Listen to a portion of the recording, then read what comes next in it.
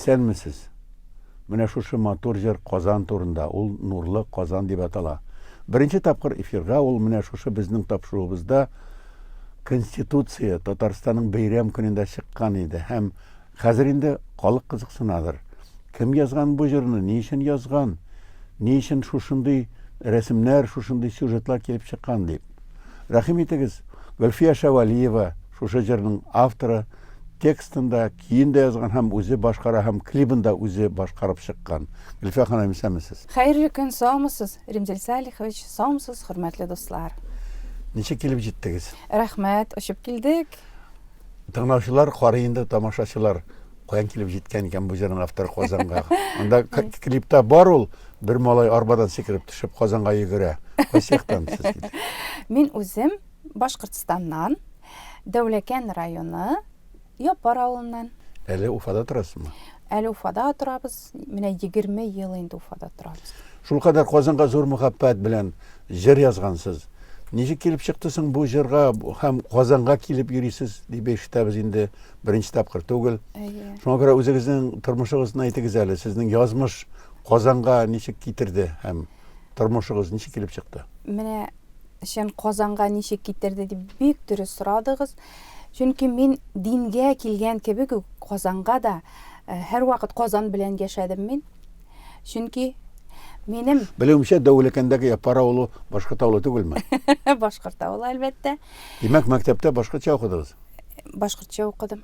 Әмма урыс мәктәбе беттем мин, кызганычка каршы шулай булды инде. Кызганычка дип ул урыс телендә, башкорт телендә, татар телендә тормышта кирәк.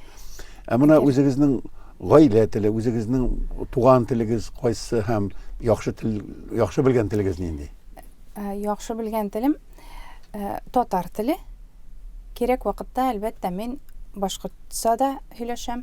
Яза да аласызмы? Яза да аламын, әйе. 3нче классны мин башкорт мәктәбендә биттем. Бу табигый, дөресен әйткәндә, менә мин 1 сәгатьтә башкорт телен укымадым. Мәктәптә, югары мәктәптә дә, ләкин Башкортстан пионеры гәзитен укып, пионер журналын укып, китаплар укып, һәм Башкортстан телевидениесын, радиосын тыңлап карап инде бер авырлыксыз, хәтта диктант барып яздым быел башкортча. Шуңа күрә ул проблема түгел, инде мәктәптә дә сезнең башкортча бар инде, бар да бар. Әйе.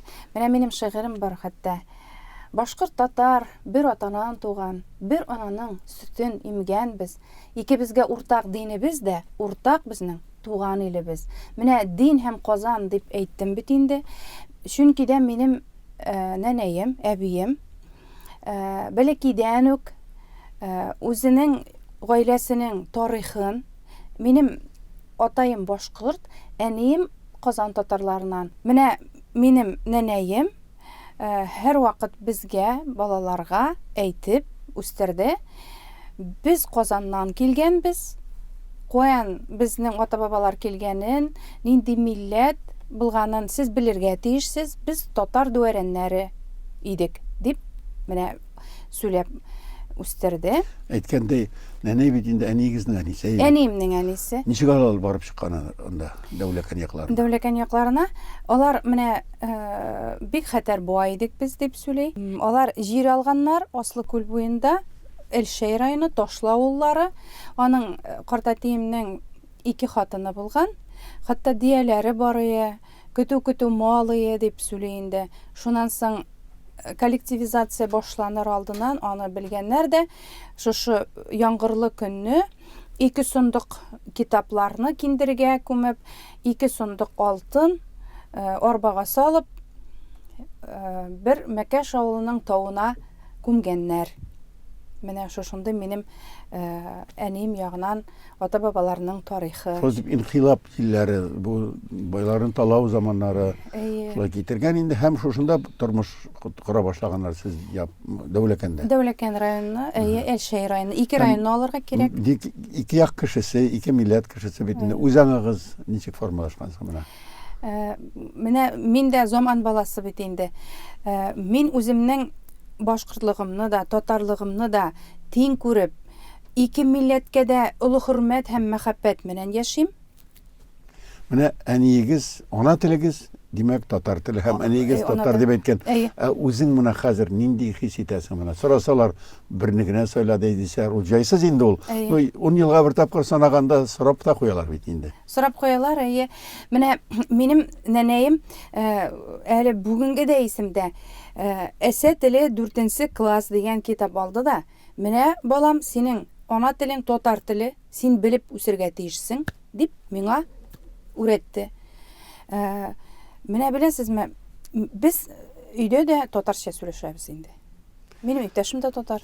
Ягъни мин шулай татар шагыйрәсе, журналисты без сөйләшәбез Гөлфия Шавалиева белән. Һәм безнең темабыз әлбәттә бу теге нәсел тикшерү түгел, ләкин матур итеп татарча сөйләү һәм шигырь язу, һәм җыр җырлау, һәм Казанга шундый мәхәббәт белдерү каян килеп чыккан дип уйлыйм. Каян дигәндә нинди һөнәр кешесе дип кабул итәбез инде Шавалиеваны. Минем 2 югары белемем, мин беренче белемем буенча укытучы, Башкорт дәүләт педагогия университетын бетердем. Икенчесе инде аграр университетны, менә с отличием я защитилась. Агроном.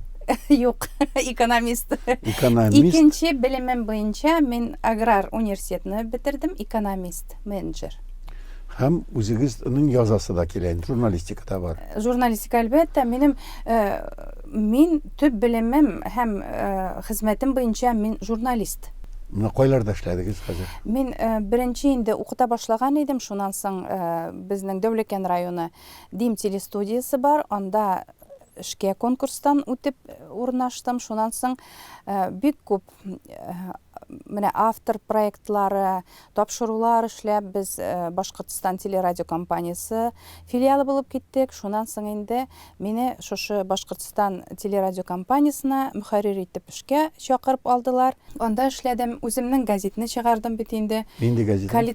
Калининградтан Сахалинга алдыралар, Седой Урал, Чал Урал, Сол Урал дип. Өч телдә. Бу экономист булгач, аны оештырып булды инде. Булды.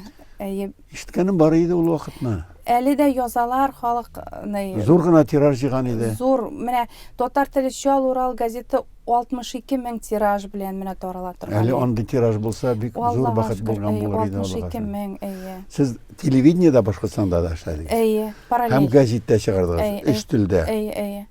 Шуннан соң инде менә безнең Башкортстан хөкүмәтенә чакырып, мине бер отраслевой журналга баш мөхәррир итеп куйдылар да. Анда менә Русия Федерациясының почет грамотасын бирделәр миңа. Барыбер дә күңел җырга, сәнгатькә алып килде. Шулай менә һәм бүгенге җыр яза башладым инде. Җыр языладыр. Минем әтим ул шигъри җанлы кешедер. Ул сөйләшкәндә хәтта шигырь белән сөйләшә. Иң беренче дөньяга чыккан һәм яңгыраган нинди җыр? Җыр булып, туып, халыкка киткән җыр, ул Яшисләр бар әле дигән җыр. Яшисләр бар әле. Кем башкара? Үзем башкарамын. Ул ничек чыгарылды? Кем концертында чыкты ул инде? Менә беләсезме? Аны язылу тарихы да шулай. Минем иптәшемә менә операция ясаганда, реанимация ишеге төбендә менә теләкләр теләгән вакытта җыр булып килде. Үземә дә шуннан соң хәйран калдым, шулай да була икән дип. Җырлап күрсәт берәр бүлек. Дуслары белән шаулап, гөреләп, шатлыкларына уртаклашып, иңенә иңгән ныклы терәп, яшисләр бар әле. Менә шундый җырлар. Гөлфия ханым, менә Нурлы Казан дигән җырны тудырырга, башкарырга, клип ясарга нинди этәргеч булды? Менә 29 май көнне шушы Яшисләр бар әле дигән җырга клип төшерәдек. Мин бик күп вакыт ТНВ телеканалы белән хезмәттәшлек итәм. Алар мине табып, контакт аша чыгып, җырларымны алып тапшыруларга чакыралар. Аларга зур рәхмәт. Шушы 29 шушы безнең клипның режиссеры Алена Гөлфия Махмутовна, әйдәгез әле Казан менә Татарстаныбызның юбилее була, Казанга яки Татарстанга багышлап җыр языгыз әле дигән мин заказ алдым Аленадан. Шуннан соң инде хәзер мин яза башладым. Бу турыда бергә менә кем белән бәйләнештәмен, ТНВ телеканалы хезмәттәшләре белде. Шуннан соң клипка сценарий язу башланды инде. Шуннан соң беләсезме, һәр җырның аның башы, инеше бар, шуннан кульминация, һәр нәрсәнең сюжеты бар бит инде. Менә кульминацияга нинди сүзләр белән, нинди куплет булырга тиеш дип бик уйландым. Җәй ае менә Сикертән авылында кинога төшеп ятабыз. Шуннан соң таң алдыннан язып куйганмын менә сүзләр. Нинди серле кодрәтең бар, Казан, син үзеңә тартып торасың дип. Мин иртән торып, үзем укып, үземә хәйран калдым. Менә шушы куплетны кульминация. Әлбәттә, бүген Казан бүтән Русия гына түгел, дөньяга, дөнья халкын тартып торган башкала бит. Бу сүзләр менә тап килде дип уйлыйм мин.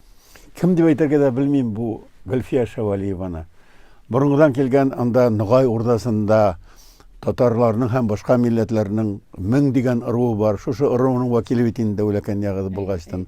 Казаннан да килгән анда, Япардан да башкорт әтидә бар. Менә шушы кыз бала дип әйтик инде, безнең өчен бар бит инде, без бала, әти-әниләребез өчен.